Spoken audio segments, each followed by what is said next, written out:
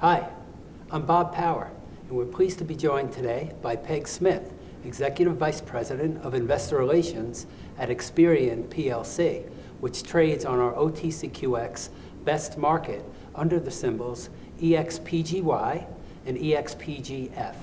Peg, welcome to the Market Center. Thanks, Bob. I appreciate it. Great to have you here. Tell us about Experian. Great company. We're the global leader in the data that you would expect somebody like Experian to have, but also the analytics and the software that really underwrites most of the credit decisions for consumers and businesses. We help actually refine risk, mitigate risk in terms of credit decisioning, identify and prevent fraud, and then also do things like use our data for targeting very specific marketing offers. Big company, has grown very, very well, about $4.5 billion in revenue now, operating in 37 countries, hard to believe. So a very diverse portfolio of businesses with a lot of room for growth, a lot of opportunity to expand both within our product lines and within our geographies. We're known to be the largest in our peer group of companies, and are particularly known to be the decision providers. We actually convert data into absolute decisions for our clients, providing efficiency in operations, helping them understand how to use data in a more meaningful way. It's funny, you hear a lot of articles about big data. We've always been big data. That's who we are. Well, talk about the opportunities and the hurdles with the increased consumer focus on fraud prevention. Yeah, fraud's a huge global issue for every business of every size. And so we play in both spaces. We help the companies identify and prevent fraud, and where the consumer becomes a victim of fraud, we help facilitate the issues that the consumer needs to address to actually restore their name, get accounts off their credit report that weren't theirs, created by fraud. And so we work both sides of that process. It puts us in a rather unique position. It's, for us, a multi-billion-dollar opportunity. It's still very early days. No one has a global footprint. No one's better positioned than Experian to do just that. Right. Well, talk about Experiance's growth plans for the next 6 months. For the next 6 months, we have some very fine areas of focus. You won't see us expand a lot geographically. We're already in 37 countries. We operate credit bureaus today in 17 of those. What we really are looking to do is get scale in the geographies where we already operate, and really particularly around areas like fraud and identity, around areas like business information. We're known, if you know the name Experian, you know a consumer credit bureau as Experian. Most folks don't understand that we also are a business information operation in 13 countries. So business is an area of focus. Health, we do the work with healthcare providers, hospitals, physician groups to help in terms of repayment of debt that is actually owned by the patient rather than covered by insurance. So very refined areas of focus for strategic growth. And in addition to that, I think what's really important is the focus we've put on the consumer himself, really putting the consumer at the center of the business. If you're going to operate in big data, you need to do that in a very responsible and transparent way.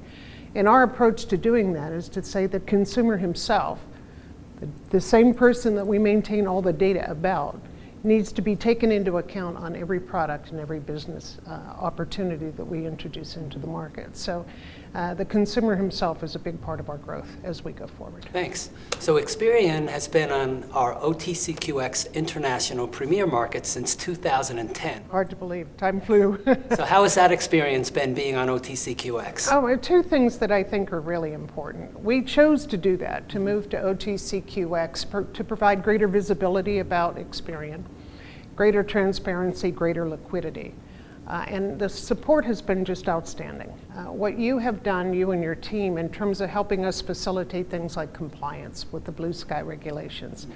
What a major difference it meant for us to go from 38 states to 48 states in just a matter of a few months by applying your expertise to that issue. And that, I think, is the right thing to do for the retail investor out there that is not as familiar, does not know as much about us. Obviously, we're a London-listed company. We're on the FTSE. We're in the FTSE 100. All the documentation is there, but not always obvious to people that are coming in through the ADR. So Having gone through that process with you and your team meant a lot to Experian. Oh, It's been a great process all the way around. So talk about your goals in the U.S. market for Experian. Yeah, in the U.S. market, we are by far the market share leader in our space. But if you think about the big data industry in Silicon Valley, and two guys in every garage up there trying to figure out something else to do with computers and data, everything emanates out of the U.S. when it comes to our kind of business. It is 60% of our global footprint is right here in the States. Only about 30% of our investors, our shares, are held here in the States. So it's quite a flip-flop in that regard. It's very much a London-oriented stock. That said, the growth opportunities in the U.S. are bigger than what we see in most of the geographies in which we operate. So the more we can scale here, invent products here, and then port those into other geographies just gives us more opportunities for growth. And it leverages and gains scale, meaning that you've got improving margins, you've got great cash flow. Hugely cash generative business, as you know. I mean, we convert about 95% of operating profit into operating cash. Very few companies can do that.